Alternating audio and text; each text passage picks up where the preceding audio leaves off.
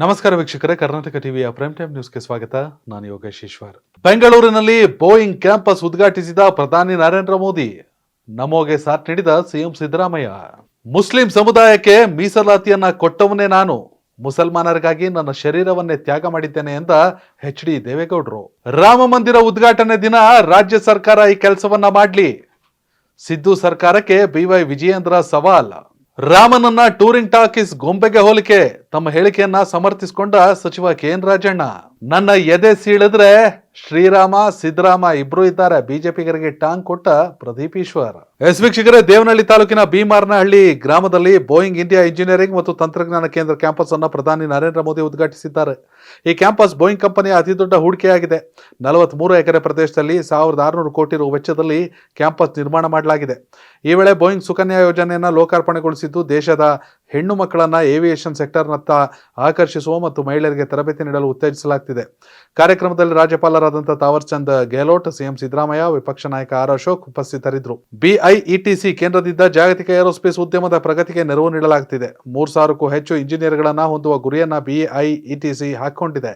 ಸಂಶೋಧನೆ ಮತ್ತು ಅಭಿವೃದ್ಧಿ, ಕೃತಕ ಬುದ್ಧಿಮತ್ತೆ, machine learning, industrial internet of things, cloud computing, model ಆಧಾರಿತ ಇಂಜಿನಿಯರಿಂಗ್ ಮತ್ತು ಅಡಕ್ಟಿವ್ ಉತ್ಪಾದನೆಯತ್ತ ಗಮನ ಕೇಂದ್ರೀಕರಿಸಲಾಗಿದೆ. ದೇಶಾದ್ಯಂತ ಹೆಚ್ಚು ಹೆಣ್ಣು ಮಕ್ಕಳು ವೈಮಾನಿಕ ವಲಯದ ಸೇರಲು ನೆರವಾಗುವ ಉದ್ದೇಶ ಹೊಂದಿರುವ ಬೋಯಿಂಗ್ ಸುಕನ್ಯಾ ಯೋಜನೆ ಈ ಕಾರ್ಯಕ್ರಮ ಹೆಣ್ಣು ಮಕ್ಕಳಿಗೆ ಪ್ರಮುಖ ವಿಜ್ಞಾನ, ತಂತ್ರಜ್ಞಾನ, ಇಂಜಿನಿಯರಿಂಗ್ ಮತ್ತು ಗಣಿತ ಕೌಶಲ್ಯವನ್ನು ಸಂಪಾದಿಸಲು ಅವಕಾಶ ಕಲ್ಪಿಸಲಿದೆ. ಹೆಣ್ಣು ಮಕ್ಕಳನ್ನು ವೈಮಾನಿಕ ಉದ್ಯೋಗಗಳಿಗೆ ಸಿದ್ಧಗೊಳಿಸಲಿದೆ. ಬಾಲಕಿಯರಿಗಾಗಿ ಬೋಯಿಂಗ್ ಸುಕನ್ಯಾ ಯೋಜನೆ 150 ಸ್ಥಳಗಳಲ್ಲಿ ಕೌಶಲ್ಯ ತರಬೇತಿ ಪ್ರಯೋಗಾಲಯಗಳನ್ನು ತೆರೆಯಲಿದೆ. ವೈಮಾನಿಕ ಕ್ಷೇತ್ರದಲ್ಲಿ ಉದ್ಯೋಗಾವಕಾಶ ಪಡೆಯಲು ಉತ್ತೇಜನ ನೀಡಲಿರುವ ಯೋಜನೆ ಇದಾಗಿದ್ದು, ಈ ಯೋಜನೆಯಡಿ ಪೈಲಟ್ ಆಗಲು ತರಬೇತಿ ಪಡೆಯಲಿರುವ ಬಾಲಕಿಯರಿಗೆ ವಿದ್ಯಾರ್ಥಿ ವೇತನ ಕೂಡ ಸಿಗುತ್ತೆ. ವೀಕ್ಷಕರೇ, ಹೆಣ್ಣು ಮಕ್ಕಳು ವೈಮಾನಿಕ ಕ್ಷೇತ್ರದಲ್ಲಿ ಅಂದರೆ ಏವಿಯೇಷನ್ ಇಂಡಸ್ಟ್ರಿಯಲ್ಲಿ ಅತಿ ಹೆಚ್ಚಾಗಿ ಭಾಗವಹಿಸಬೇಕು ಅನ್ನೋ ಕಾರಣಕ್ಕೆ, ಅಂದರೆ ತಮ್ಮನ್ನು ತಾವು ತೊಡಗಿಸ್ಕೊಳ್ಬೇಕು ಅನ್ನೋ ಕಾರಣಕ್ಕಾಗಿ ವಿಮಾನಯಾನ ಕ್ಷೇತ್ರದಲ್ಲಿ ಈ ಒಂದು ಬೋಯಿಂಗ್ ಕ್ಯಾಂಪಸ್ ಅನ್ನು ಬೆಂಗಳೂರಿನಲ್ಲಿ ಪ್ರಧಾನಿ ನರೇಂದ್ರ ಮೋದಿ ಅವರು ಉದ್ಘಾಟಿಸಿದ್ದಾರೆ. ಇದು ಕೇಂದ್ರ ಸರ್ಕಾರದ ಅಧಿಕೃತ ಕಾರ್ಯಕ್ರಮ. ಆದರೆ ರಾಮ ಮಂದಿರ ಉದ್ಘಾಟನೆಗೂ ಮೊದಲು ಲೋಕಸಭಾ ಚುನಾವಣೆಯ ಹೊಸ್ತಿಲಲ್ಲಿ ಪ್ರಧಾನಿ ನರೇಂದ್ರ ಮೋದಿಯವರ ಬೆಂಗಳೂರಿನ ಭೇಟಿಯನ್ನು ರಾಜಕೀಯವಾಗಿ ಕೂಡ ವಿಶ್ಲೇಷಿಸಲಾಗ್ತಾ ಇದೆ. ಬಟ್ ಅದೇನೇ ಇದ್ರೂ ಕೂಡ ಸಿಎಂ ಸಿದ್ದರಾಮಯ್ಯ ಅವರು ಕೂಡ ಕಾಣಿಸ್ಕೊಂಡ್ರು. ಪ್ರಧಾನಿ ಮೋದಿ ಅವ್ರ ಜೊತೆಯಲ್ಲಿ ಸ್ವತಃ ಅವರೇ ರಿಸೀವ್ ಮಾಡಿಕೊಂಡ್ರು. ಡಿ ಕೆ ಶಿವಕುಮಾರ್ ಅವರು ಕೂಡ ಹೋಗಿದ್ರು. ಎಸ್ಸಿನ ಮುಂದಿನ ಸುದ್ದಿ, ಅಂದು ಒಕ್ಕಲಿಗ ಸಮುದಾಯಕ್ಕೆ ನೀಡಿದ ಮೀಸಲಾತಿಯನ್ನು ಕಡಿಮೆ ಮಾಡಿ ಮುಸ್ಲಿಂ ಸಮುದಾಯಕ್ಕೆ ಮೀಸಲಾತಿ ಕೊಟ್ಟಿದ್ದು ನಾನು ಎಂದು ಮಾಜಿ ಪ್ರಧಾನಿ ಎಚ್ ಡಿ ದೇವೇಗೌಡರು ಹೇಳಿಕೊಂಡಿದ್ದಾರೆ. ಹಾಸನದಲ್ಲಿ ಮಾತನಾಡಿದ ಅವರು, ರಾಜ್ಯ ಸರ್ಕಾರ ಸಾಮಾಜಿಕ ನ್ಯಾಯ ಒದಗಿಸಲು ಒಳ ಮೀಸಲಾತಿ ಕೊಡಬೇಕೆಂದು ಸಚಿವ ಸಂಪುಟ ಸಭೆ ತುರ್ತು ನಿರ್ಣಯ ಮಾಡಿ ಈಗ ಕೇಂದ್ರ ಸರ್ಕಾರಕ್ಕೆ ಕಳಿಸಿದೆ. ಈ ಕೆಲಸವನ್ನು ನಾನು ನನ್ನ ಅಧಿಕಾರಾವಧಿಯಲ್ಲೇ ಮಾಡಿದ್ದೆ. ಅಂದು ಮುಸ್ಲಿಮರಿಗೆ ಮೀಸಲಾತಿ ಕೊಟ್ಟಿದ್ದು ದೇವೇಗೌಡ. ನಾನು ಅಧಿಕಾರದಲ್ಲಿದ್ದಾಗ ಒಕ್ಕಲಿಗರಿಗೆ ನೀಡಿದ್ದನ್ನು ಕಡಿಮೆ ಮಾಡಿ ಮುಸ್ಲಿಮರಿಗೆ ಮೀಸಲಾತಿ ಕೊಟ್ಟೆ. ಇದನ್ನು ನಿರ್ಣಯ ಮಾಡಿದ್ದು ದೇವೇಗೌಡ ಅಂತ ಹೇಳ್ಕೊಂಡಿದ್ದಾರೆ. ಗುಂಡೂರಾವ್ ಸರ್ಕಾರದಲ್ಲಿ ಅಂಬೇಡ್ಕರ್ ಅವರು ನೀಡಿದ 18% ಮೀಸಲಾತಿಯಲ್ಲಿ ಎಸ್ಸಿಗೆ 15%, ಎಸ್ಟಿಗೆ 3% ನೀಡಿದ್ರು. ಆದರೆ ಆ ಕೋಟಾ ಭರ್ತಿ ಮಾಡಲಿಲ್ಲ. ನಂತರ ನಾನು 1983ರಲ್ಲಿ ಲೋಕೋಪಯೋಗಿ ಸಚಿವರಾದಾಗ ಅಂಬೇಡ್ಕರ್ ಕೊಟ್ಟಂತಹ ಕೋಟಾ ಭರ್ತಿಯಾಗಲು 15% ಮೀಸಲಾತಿಯನ್ನು 18% ಹೆಚ್ಚಿಸಿದೆ. 3% ಇದ್ದಂಥ ಎಸ್ಟಿ ಮೀಸಲಾತಿಯನ್ನು 5ಕ್ಕೆ ಹೆಚ್ಚಿಸಿದೆ.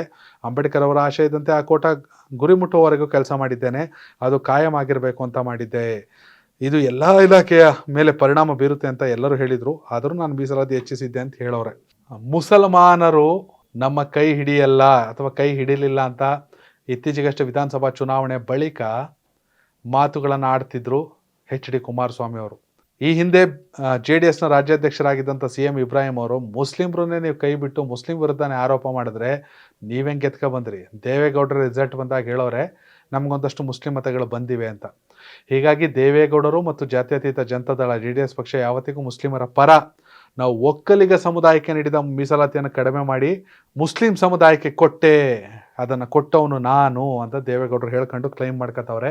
ಅಂದರೆ BJP ಜೊತೆಗಿನ ಮೈತ್ರಿ ಆಗಿದ್ದರೂ ಕೂಡ ಲೋಕಸಭೆಯಲ್ಲಿ ಮುಸ್ಲಿಂ ಮತಗಳು ತಪ್ಪಿ ಹೋಗಬಾರದು JDSನಿಂದ ಅನ್ನೋ ಕಾರಣಕ್ಕಾಗಿ, ಅಥವಾ ಮೈತ್ರಿಯನ್ನು ತಪ್ಪಿ ಹೋಗಬಾರ್ದು ಅನ್ನೋ ಕಾರಣಕ್ಕಾಗಿ ಇಂಥ ಹೇಳಿಕೆಯನ್ನು ಕೊಟ್ಟವ್ರೆ ಅನ್ನೋದು ಕಾಂಗ್ರೆಸ್ಸಿಗರ ಆರೋಪ.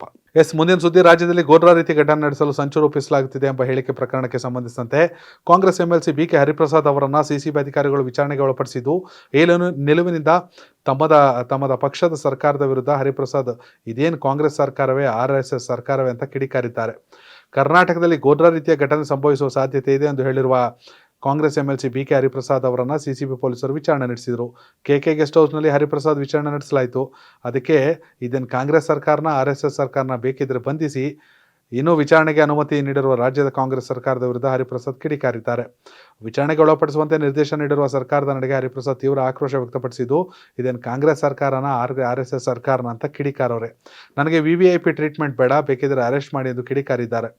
ಇದು ಕಾಂಗ್ರೆಸ್ ಸರ್ಕಾರವೇ ಅಥವಾ RSS ಸರ್ಕಾರವೇ ಎಂದು ಪ್ರಶ್ನಿಸುವ ಮೂಲಕ ರಾಜ್ಯ ಸರ್ಕಾರದ ಅಸ್ತಿತ್ವವನ್ನೇ ವಿರೋಧಿಸಿದ್ದಾರೆ, ಖಂಡಿಸಿದ್ದಾರೆ, ಟೀಕಿಸಿದ್ದಾರೆ BK ಹರಿಪ್ರಸಾದ್ ಅವರು. ಬೇಕಿದ್ರೆ ಮಂಪರು ಪರೀಕ್ಷೆ ಮಾಡಿ ಎಂದು ಪೊಲೀಸರಿಗೆ ಹೇಳಿದ್ದೇನೆ. ಸ್ಟೇಷನ್ಗೆ ಕರೆದುಕೊಂಡು ಹೋಗಿ ವಿಚಾರಣೆ ನಡೆಸಲಿ. ನನ್ನ ಜೊತೆಗೆ ವಿಜೇಂದ್ರ ಅವರನ್ನು ಕೂಡ ಮಂಪರು ಪರೀಕ್ಷೆಗೆ ಒಳಪಡಿಸಲಿ.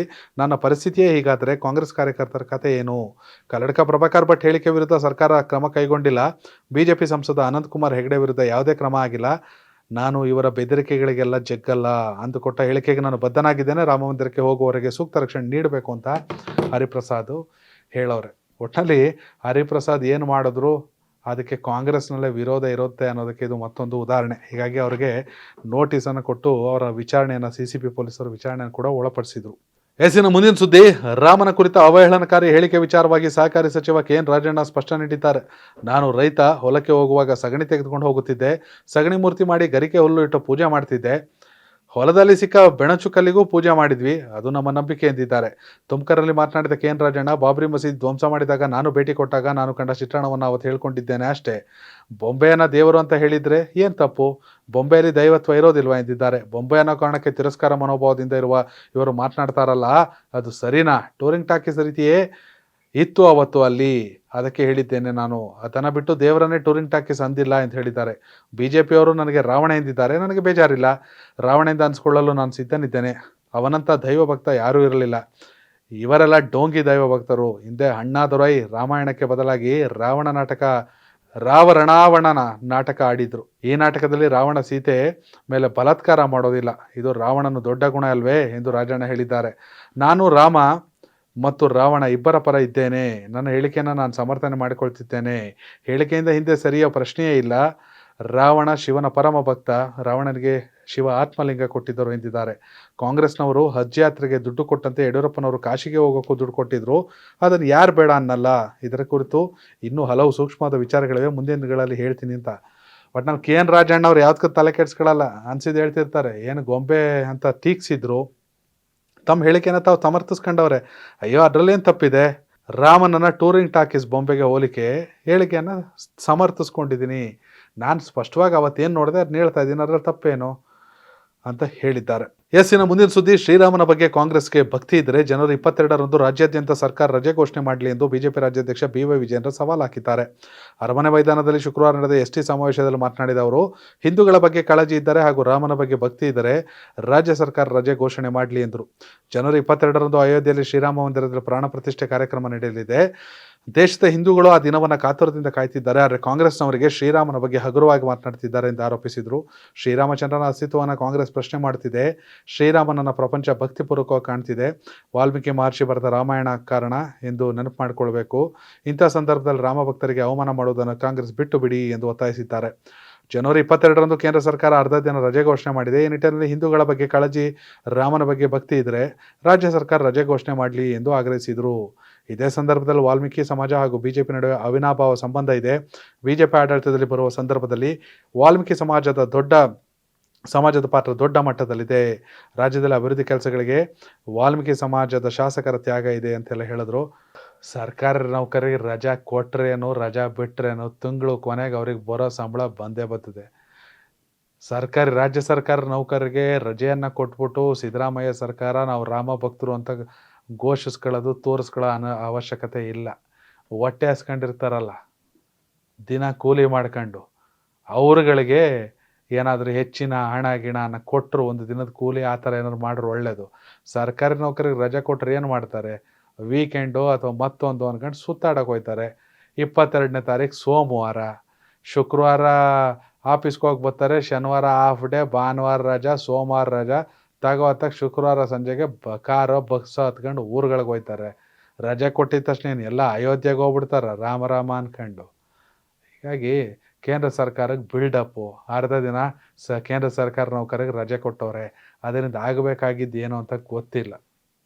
ಈಗ ವಿಜಯೇಂದ್ರ ಅವರು ಅಷ್ಟೊಂದು ಭಕ್ತಿ ಇದ್ರೆ ರಾಜ್ಯ ಸರ್ಕಾರಕ್ಕೆ ಕೊಡಿ ಅಂತ, ರಜಾ ಕೊಟ್ಟು ಏನು ಮಾಡೋದೈತೆ?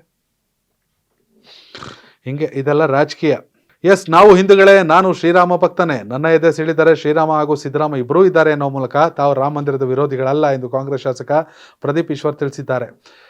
ಮಾಧ್ಯಮಗಳೊಂದಿಗೆ ಮಾತನಾಡಿದ ಶಾಸಕ, ನಮ್ಮಲ್ಲಿ ರಾಮ ಮಂದಿರ ವಿಚಾರದಲ್ಲಿ ಗೊಂದಲ ಇಲ್ಲ, ನಾವು ಹಿಂದೂಗಳೇ, ನಾವು ಶ್ರೀರಾಮನ ಆರಾಧಕರು, ನನ್ನೆದೆ ಸಿಳಿದರೆ ಶ್ರೀರಾಮ ಸಿದ್ದರಾಮ ಎಲ್ಲರೂ ಇದ್ದಾರೆ. ಆದರೆ ಬಿಜೆಪಿಯವರು ನಮ್ಮನ್ನು ಹಿಂದೂ ವಿರೋಧಿಗಳೆಂದು ಬಂಬಿಸುತ್ತಿದ್ದಾರೆ. ಯುವಕರು ರಾಜಕಾರಣಿಗಳ ಹಿಂದೆ ದಯವಿಟ್ಟು ಬರಬೇಡಿ, ನಿಮಗೆ ರಾಜಕಾರಣಿ ಇಷ್ಟ ಆದ್ನಾ ಚುನಾವಣೆ ಸಮಯದಲ್ಲಿ ಮತ ಹಾಕಿ ಎಂದರು. ಆದರೆ ಯುವಕರು ಯಾವುದೇ ಕಾರಣಕ್ಕೂ ಕೋಮುಗಲಭೆಗೆ ಒಳಗಾಗಬೇಡಿ, ದಯವಿಟ್ಟು ಜೀವನ ಕಟ್ಕೊಳ್ಳಿ, ಸಂಪಾದನೆ ಮಾಡಿ ಎಂದು ಸಲಹೆ ನೀಡಿದ್ದಾರೆ. ರಾಮ ಮಂದಿರ ವಿಚಾರವನ್ನು ಪುನಃ ತೆರೆಸಿದ್ದೇ ಮಾಜಿ ಪ್ರಧಾನಿ ರಾಜೀವ್ ಗಾಂಧಿ ಅವರು. ಮುಖ್ಯಮಂತ್ರಿ ಸಿದ್ದರಾಮಯ್ಯನವರು ಜನವರಿ 22 ನಂತರ ಹೋಗ್ತೇವೆ ಅಂತಿದ್ದಾರೆ. ನಾವು ಹೋಗ್ತೇವೆ, ನಾವು ಶ್ರೀರಾಮನ ಆರಾಧಕ, ನನಗೂ ದೈವಭಕ್ತಿ ಇದೆ, ದೈವಭಕ್ತಿ ಇರೋದಕ್ಕೆ ನಾವು ಅಧಿಕಾರಕ್ಕೆ ಬಂದಿರೋದು ಎಂದರು. ಸಂಸದ ಅನಂತಕುಮಾರ್ ಹೆಗಡೆ ಬಹಿರಂಗ ಚರ್ಚೆಗೆ ಬರಲಿ, ಸಂಸ್ಕೃತಿ ಬಗ್ಗೆ ಮಾತನಾಡೋಣ ಎಂದು ಸವಾಲು ಹಾಕಿದರು. ಇನ್ನು ಹೆಗಡೆ ಪ್ರತಾಪ್ ಸಿಂಹ ಬಗ್ಗೆ ನಾನು ಗೌರವ ಕೊಟ್ಟು ಮಾತನಾಡ್ತೇನೆ, ನಮ್ಮ ಮನೆಯಲ್ಲಿ ನಮಗೆ ಸಂಸ್ಕೃತಿ ಕಲಿಸಿದ್ದಾರೆ ಎಂದು ಟಾಂಗ್ ಕೊಟ್ಟರು. ಲೋಕಸಭೆಯಲ್ಲಿ ನಾವು ಹೆಚ್ಚು ಸ್ಥಾನ ಬೆಳೆಯುತ್ತೇವೆ, ಮುಂದಿನ ಚುನಾವಣೆಯಲ್ಲಿ ಸೋಲುತ್ತೇವೆ ಗೆಲ್ಲುತ್ತೇವೆ ಅಂತ ಕೆಲಸ ಮಾಡ್ತಿಲ್ಲ, ನಾನು ಕಾಂಗ್ರೆಸ್ ಪಕ್ಷದ ನಿಷ್ಠಾವಂತ ಕಾರ್ಯಕರ್ತ ಅಂತೆಲ್ಲ ಹೇಳೋರೆ. ಒಟ್ನಲ್ಲಿ ಪ್ರದೀಪ್ ಈಶ್ವರ್ ಏನು ಮಾತಾಡೋರು ಚಂದ, ಕೇಳಿಸ್ಕೊಳ್ಳೋಕ್ಕೆ ಅವ್ರದ್ದೇ ಆದ ಒಂದು ಫ್ಯಾನ್ ಫಾಲೋವರ್ಸ್ ಇದ್ದಾರೆ. ಅನಂತಕುಮಾರ್ ಹೆಗಡೆ ಅವ್ರಿಗೂ ಅಷ್ಟೇ, ಪ್ರತಾಪ್ ಸಿಂಹ ಅವ್ರಿಗೂ ಅಷ್ಟೇ, BJP ಅವ್ರಿಗೂ ಅಷ್ಟೇ, ಎಲ್ಲರಿಗೂ ಒಂದು ಕಡೆ ಕೊಟ್ಕೊಬರ್ತಾರೆ. ನಾನು ರಾಮ್ ಭಕ್ತ, ನನ್ನ ಎದೆ ಸಿಡೋರೆ ಶ್ರೀರಾಮನವರೇ ಸಿದ್ದರಾಮಯ್ಯನವರವರೇ ಅಂತ. ಪ್ರದೀಪ್ ಈಶ್ವರ್ ಒಂಥರ ಮಜಾ ಇರುತ್ತೆ ಅವ್ರ ಮಾತುಗಳನ್ನ ಕೇಳೋಕ್ಕೆ. ಹೀಗಾಗಿ ರಾಮ ಭಕ್ತಿಯನ್ನು ಸರ್ಕಾರಿ ರಜೆ ಕೊಡೋದು ಅಥವಾ ಇನ್ನೇನೋ ಮಾಡೋದ್ರ ಮೂಲಕ ಪ್ರೂವ್ ಮಾಡೋ ಅವಶ್ಯಕತೆ ಇಲ್ಲ ಅನ್ನೋದು ಕಾಂಗ್ರೆಸ್ಸಿಗರ ವಾದ. ಇನ್ನು ಮುಂದಿನ ಸುದ್ದಿ, ಖಲಿಸ್ತಾನಿ ಉಗ್ರ ನಿಷೇಧಿತ 6 ಫಾರ್ ಜಸ್ಟಿಸ್ ಸಂಘಟನೆಯ ನಾಯಕ ಗುರುಪಂತ್ವಂತ್ ಸಿಂಗ್ ಪನ್ನು ಮತ್ತೊಮ್ಮೆ ಪ್ರಾಣ ಬೆದರಿಕೆ ಹಾಕಿದ್ದಾನೆ. ಈ ಬಾರಿ ಉತ್ತರ ಪ್ರದೇಶದ ಮುಖ್ಯಮಂತ್ರಿ ಯೋಗಿ ಆದಿತ್ಯನಾಥ್ ಅವರನ್ನು ಕೊಲ್ಲುವುದಾಗಿ ಹೇಳಿದ್ದಾನೆ. ಅಯೋಧ್ಯೆ ರಾಮ ಮಂದಿರದಲ್ಲಿ ನಡೆಯಲಿರುವ ಪ್ರಾಣ ಪ್ರತಿಷ್ಠಾ ಕಾರ್ಯಕ್ರಮದಲ್ಲಿ ವಿಧ್ವಂಸಕ ಕೃತ್ಯ ಎಸಗುವುದಾಗಿ ಆಡಿಯೋ ಮೂಲಕ ಬೆದರಿಕೆಯೊಡ್ಡಿದ್ದಾನೆ. ಅಯೋಧ್ಯೆಯಲ್ಲಿ 3 ಶಂಕಿತ ಖಲಿಸ್ತಾನಿಗಳನ್ನು UP ATS ಈಗಾಗಲೇ ಬಂಧಿಸಿದೆ. ಇದರಿಂದ ಕೋಪಗೊಂಡ ಪನ್ನು ಯೋಗಿ ಆದಿತ್ಯನಾಥ್ ಅವರನ್ನು ಕೊಲ್ಲುವುದಾಗಿ ಬೆದರಿಕೆ ಹಾಕಿದ್ದಾನೆ. ಇದಲ್ಲದೆ ಪ್ರಾಣ ಪ್ರತಿಷ್ಠಾ ಕಾರ್ಯಕ್ರಮವನ್ನು ನಾಶ ಮಾಡುವುದಾಗಿ ತಿಳಿಸಿದ್ದಾನೆ. ಭದ್ರತಾ ಸಂಸ್ಥೆ ತನ್ನ 3 ಸಹೋದ್ಯೋಗಿಗಳಿಗೆ ಅನಗತ್ಯ ಕಿರುಕುಳ ನೀಡಬಾರದು ಎಂದಿದ್ದಾನೆ. UKಗೆ ಸೇರಿದ ಫೋನ್ ನಂಬರ್ ಒಂದರಿಂದ ರೆಕಾರ್ಡಿಂಗ್ ಸಂದೇಶ ಬಂದಿರುವುದಾಗಿ ತಿಳಿದು ಬಂದಿದೆ. UP ಪೊಲೀಸರು 3ರನ್ನು ಬಂಧಿಸಿದ್ದಾರೆ. ಆರೋಪಿಗಳ ವಿರುದ್ಧ ಸುಳ್ಳು ಪ್ರಕರಣವನ್ನು ಹಾಕುತ್ತಿದ್ದಾರೆ. ಅವರಿಗೆ ಚಿತ್ರಹಿಂಸೆ ನೀಡಲಾಗ್ತಿದೆ. ರಾಮ್ಲಾಲಾ ಪ್ರಾಣ ಪ್ರತಿಷ್ಠಾ ಕಾರ್ಯಕ್ರಮವನ್ನು ಯಾರು ಉಳಿಸಲು ಸಾಧ್ಯವಿಲ್ಲ. ಜನವರಿ 22ರಂದು SFGE ಇದಕ್ಕೆ ಉತ್ತರಿಸುತ್ತೆ ಅಂದು ನಾವು ಮುಖ್ಯಮಂತ್ರಿ ಯೋಗಿ ಆದಿತ್ಯನಾಥ್ ಅವರನ್ನು ರಾಜಕೀಯವಾಗಿ ಹತ್ಯೆ ಮಾಡ್ತೇವೆ ಎಂದು ಆಡಿಯೋ ಸಂದೇಶದಲ್ಲಿ ಹೇಳಿದ್ದಾನೆ. ಈ ಹಿಂದೆ ಏನೋ world cup final Bengaluru India Australia ಮ್ಯಾಚಿಗೆ ಅಡ್ಡಿಪಡಿಸ್ತೀನಿ ಅಂದಿದ್ರು. ಇದೀಗ ಏನೇನೋ ಹೇಳ್ತಿರ್ತಾರೆ ಪನ್ನು, ಯಾವುದನ್ನು ಕೂಡ ಲಘುವಾಗಂತೂ ಪರಿಗಣಿಸುವಂತಿಲ್ಲ. ಆದರೆ ಇದೀಗ ಅಯೋಧ್ಯೆ ರಾಮ ಮಂದಿರ ಉದ್ಘಾಟನೆ ದಿನವೇ ವಿಧ್ವಂಸಕ ಕೃತ್ಯ ಮಾಡ್ತೀನಿ ಅಂತ ಅದನ್ನ ಅಂದ್ಬಿಟ್ಟು ಏನು ಯೋಗಿ ಆದಿತ್ಯನಾಥ್ ಪ್ರಧಾನಿ ಮೋದಿ ಅವರು ಎಲ್ಲರೂ ಕೂಡ ರಕ್ಷಣಾ ವ್ಯವಸ್ಥೆ ಬಗ್ಗೆ ಕಟ್ಟುನಿಟ್ಟಿನ ಕ್ರಮವನ್ನು ಕೈಗೊಂಡಿರ್ತಾರೆ. ಆದರೆ ಏನು ಹೇಳಬೇಕಲ್ಲ. ಎಸ್ಸಿನ ಮುಂದಿನ ಸುದ್ದಿ, ಬಿಲ್ಕಿಸ್ ಬಾನು ಪ್ರಕರಣದ 11 ದೋಷಿಗಳು ಅಧಿಕಾರಿಗಳ ಮುಂದೆ ಶರಣಾಗಲು ಮತ್ತು ಮತ್ತೆ ಜೈಲಿಗೆ ಹೋಗೋದಕ್ಕೆ ಮತ್ತಷ್ಟು ಸಮಯ ಅನುಮತಿಸಬೇಕು ಎಂದು ಕೋರಿಕೆ ಸಲ್ಲಿಸಿದ್ದ ಅರ್ಜಿಯನ್ನು ಸುಪ್ರೀಂ ಕೋರ್ಟ್ ಶುಕ್ರವಾರ ವಜಾಗೊಳಿಸಿದೆ. ನ್ಯಾಯಮೂರ್ತಿ BV ನಾಗರತ್ನ ನೇತೃತ್ವದ ಪೀಠ ಅರ್ಜಿಗಳಿಗೆ ಅರ್ಹತೆಯ ಕೊರತೆ ಇದೆ ಮತ್ತು ಜನವರಿ 21ರ ಒಳಗೆ ಜೈಲು ಅಧಿಕಾರಿಗಳ ಮುಂದೆ ಶರಣಾಗುವಂತೆ ಆದೇಶಿಸಿದೆ. ಅನಾರೋಗ್ಯ, ಚಳಿಗಾಲದ ಬೆಳೆಗಳ ಕೊಯ್ಲು ಮತ್ತು ಮಗನ ಮದುವೆ ಕಾರಣ ನೀಡಿ ಅಪರಾಧಿಗಳು ಸಮಯವನ್ನು ವಿಸ್ತರಿಸಲು ಕೋರಿದ್ದಾರೆ ಎಂದು ಬಾರ್ ಮತ್ತು ಬೆಂಚ್ ವರದಿ ಮಾಡಿದೆ. 2002ರ ಗೋಧ್ರಾ ಗಲಭೆ ಸಂದರ್ಭದಲ್ಲಿ ಬಿಲ್ಕಿಸ್ ಬಾನು ಮೇಲೆ ಅತ್ಯಾಚಾರವೆಸಗಿ ಆಕೆಯ ಕುಟುಂಬದವರನ್ನು ಹತ್ಯೆ ಮಾಡಿದ ಪ್ರಕರಣದಲ್ಲಿ 11 ದೋಷಿಗಳನ್ನು ಗುಜರಾತ್ ಸರ್ಕಾರ 2 ವರ್ಷಗಳ ಹಿಂದೆ ಸ್ವಾತಂತ್ರ್ಯ ದಿನದಂದು ಬಿಡುಗಡೆ ಮಾಡಿತ್ತು. ಅವರ ಮುಂಚಿನ ಬಿಡುಗಡೆಯ ವಿರುದ್ಧದ ಮೇಲ್ಮನವಿಗಳನ್ನು ಈ ತಿಂಗಳ ಆರಂಭದಲ್ಲಿ ಸುಪ್ರೀಂ ಕೋರ್ಟ್ ವಿಚಾರಣೆ ನಡೆಸಿದ್ದು ಅಪರಾಧಿಗಳ ಬಿಡುಗಡೆಯನ್ನು ರದ್ದುಗೊಳಿಸಿತು. ಅವ್ರನ್ನ ಬೇಗ ಬಂದು ಮತ್ತೆ ಶರಣಾಗಬೇಕು ಅಂತ ಹೇಳಿದರು. ಕ್ಷಮಾದಾನ ನೀಡುವಲ್ಲಿ ಪ್ರಕ್ರಿಯೆಯನ್ನು ಗುಜರಾತ್ ಸರ್ಕಾರ ತನ್ನ ವಿವೇಚನಾಧಿಕಾರವನ್ನು ದುರುಪಯೋಗಪಡಿಸಿದೆ ಅಂತ ಸುಪ್ರೀಂ ಕೋರ್ಟ್ ಕಿಡಿಕಾರಿತು. ಈಗ ಯಾವ ನಿಮಗೆ ವಿನಾಯಿತಿ ಇಲ್ಲ, ಬಂದ್ಬಿಟ್ಟು ಬೇಗ ಶರಣರಾಗಿ ಅಂತ ಹೇಳೋರೆ ನ್ಯಾಯಾಲಯ. ಎಸ್ಸಿನ ಮುಂದಿನ ಸುದ್ದಿ, ಪ್ರಭಾಸ್ ನಟನೆಯ ಪ್ರಶಾಂತ್ ನಿರ್ದೇಶನದ ಸಲಾರ್ ಸಿನಿಮಾ ಡಿಸೆಂಬರ್ 22ರಂದು ಥಿಯೇಟರ್ನಲ್ಲಿ ರಿಲೀಸ್ ಆಗಿದೆ. ಈಗ ಈ ಚಿತ್ರ OTT ರಿಲೀಸ್ ದಿನಾಂಕ ಘೋಷಣೆ ಆಗಿದೆ. ಸಿನಿಮಾ ರಿಲೀಸ್ ಆಗಿ 1 ತಿಂಗಳ ಮೊದಲೇ ಈ ಚಿತ್ರ ನೆಟ್ಫ್ಲಿಕ್ಸ್ ಮೂಲಕ ವೀಕ್ಷಣೆಗೆ ಲಭ್ಯ ಆಗಲಿದೆ. ಹೌದು, ಡಿಸೆಂಬರ್ 20ರಂದು ಸಲಾರ್ ಸಿನಿಮಾ ನೆಟ್ಫ್ಲಿಕ್ಸ್ ಮೂಲಕ ಪ್ರಸಾರ ಆರಂಭಿಸಲಿದೆ. ತೆಲುಗು, ಕನ್ನಡ, ಮಲಯಾಳಂ ಹಾಗೂ ತಮಿಳು ಭಾಷೆಯಲ್ಲಿ ಸಿನಿಮಾ ನೋಡಲು ಅವಕಾಶ ಇದೆ. ಎಸ್, ಸಲಾರ್ ಸಿನಿಮಾ ಯಾರೆಲ್ಲ ನೋಡಿಲ್ಲ OTT ನೆಟ್ಫ್ಲಿಕ್ಸಲ್ಲಿ ನೋಡ್ಕೊಂಡು ಹೋಗ್ಬೋದು. 20ನೇ ತಾರೀಕು ಅಂದರೆ ಇವತ್ತು ಮಿಡ್ನೈಟೇ ರಿಲೀಸ್ ಆಗುತ್ತೆ. ಎಸ್, ಇನ್ನು ಮುಂದಿನ ಸುದ್ದಿ, ಪ್ರಿಟೋರಿಯಾ ಕ್ಯಾಪಿಟಲ್ಸ್ ತಂಡದ ಪರ ಕೇವಲ 42 ಎಸೆತಗಳಲ್ಲಿ 101 ರನ್ಗಳ ಇನ್ನಿಂಗ್ಸ್ ಆಡಿದ will Jacks SA south Africa 2010 ಟೂರ್ನಿಯ ಇತಿಹಾಸದಲ್ಲಿ ಅತಿ ವೇಗದ ಶತಕ ಬಾರಿಸಿದ ದಾಖಲೆಯನ್ನು ನಿರ್ಮಿಸಿದ್ದಾರೆ. ಪ್ರಸ್ತುತ ದಕ್ಷಿಣ ಆಫ್ರಿಕಾದಲ್ಲಿ ನಡೆಯುತ್ತಿರುವ SA-20 ಲೀಗ್ನಲ್ಲಿ ಜನವರಿ 18ರಂದು ಪ್ರಿಟೋರಿಯಾ ಕ್ಯಾಪಿಟಲ್ಸ್ ಹಾಗೂ ಡರ್ಬನ್ ಸೂಪರ್ ಜೆಂಟ್ಸ್ ತಂಡಗಳು ಮುಖಾಮುಖಿಯಾಗಿದ್ದವು. ಸೆಂಚುರಿಯನ್ನ ಸೂಪರ್ ಸ್ಪೋರ್ಟ್ಸ್ ಪಾರ್ಕ್ನಲ್ಲಿ ನಡೆದ ಈ ಪಂದ್ಯದಲ್ಲಿ ಪ್ರಿಟೋರಿಯಾ ಕ್ಯಾಪಿಟಲ್ಸ್ ತಂಡ 17 ರನ್ಗಳ ರೋಚಕ ಜಯ ಸಾಧಿಸಿತು. ಈ ಪಂದ್ಯದಲ್ಲಿ ಮೊದಲು ಬ್ಯಾಟ್ ಮಾಡಿದ ಪ್ರಿಟೋರಿಯಾ ಕ್ಯಾಪಿಟಲ್ಸ್ ತಂಡ ವಿಲ್ ಜಾಕ್ಸ್ ಅವರ ಚಿಡಿಲ ಬರೆದ ಶತಕದ ನೆರವಿದ್ದ 204 ರನ್ ಕಲೆ ಹಾಕಿತು. ಈ ಗುರಿ ಬೆನ್ನಟ್ಟಿದ ಡರ್ಬನ್ ಸೂಪರ್ ಜೆಂಟ್ಸ್ ತಂಡ 20 ಓವರ್ಗಳಲ್ಲಿ ಕೇವಲ 187 ರನ್ ಗಳಿಸಲಷ್ಟೇ ಶಕ್ತವಾಯಿತು. ಯಾಕೆ ವಿಲ್ ಜಾಕ್ಸ್ ವಿಚಾರ ಹೆಚ್ಚು ಚರ್ಚೆ ಆಗ್ತಿದ್ದಾರೆ ಅಂದರೆ ಈತ RCBಯ ಆಟಗಾರ. ಈತ RCBಯ ಸ್ಫೋಟಕ ಬ್ಯಾಟ್ಸ್ಮನ್ ಆಗೋದ್ರಲ್ಲಿ ಯಾವುದೇ ಅನುಮಾನ ಇಲ್ಲ ಅನ್ನೋ ಚರ್ಚೆಗಳು ನಡೀತಾ ಇದೆ. ಎಸ್, ವಿಲ್ ಜಾಕ್ಸ್ RCBಯಲ್ಲಿ ಕೂಡ IPLನಲ್ಲಿ ಕೂಡ ಮಿಂಚಲಿ ಅನ್ನೋದು ಅಭಿಮಾನಿಗಳ ಆಶಯ. ವೀಕ್ಷಕರು, ನಿಮ್ಮ ಕಾರ RCB ಪ್ಲೇಯಿಂಗ್ 11 ಹೇಗಿರಬೇಕು ಅನ್ನೋದನ್ನ ಕಾಮೆಂಟ್ ಮಾಡಿ. ಧನ್ಯವಾದಗಳು ವೀಕ್ಷಕರೇ. ಇದು ಇವತ್ತಿನ prime time news, Karnataka TV, ಕನ್ನಡಿಗರ ಧ್ವನಿ.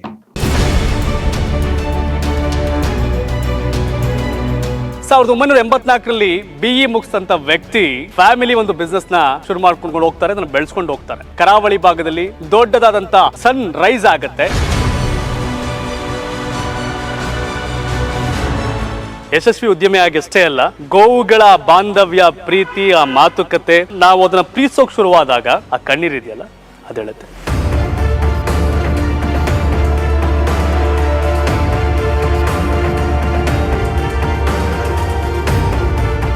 ಒಬ್ಬ ವ್ಯಕ್ತಿ ಹಲವರ ಬದುಕಿನಲ್ಲಿ ದಾರಿದೀಪ ಆಗ್ತಾರೆ. ಬಾಸ್ ಒಳ್ಳೆ ವ್ಯಕ್ತಿತ್ವ ಇರುವರು ಅಂತಾರು. ಈ ಕಂಪನಿಯಿಂದ ನಂಗೆ ಮನೆ ತರ ಆಯ್ತು, ಅಷ್ಟು ಖುಷಿ ಆಗುತ್ತೆ. ತುಂಬಾ ಒಳ್ಳೆ ವ್ಯಕ್ತಿತ್ವ ಅವರದ್ದು. ಹೆಮ್ಮೆ ಪಡ್ತೀನಿ ಈ ಕಂಪನಿ ನಾನು ವರ್ಕ್ ಮಾಡಲಿಕ್ಕೆ.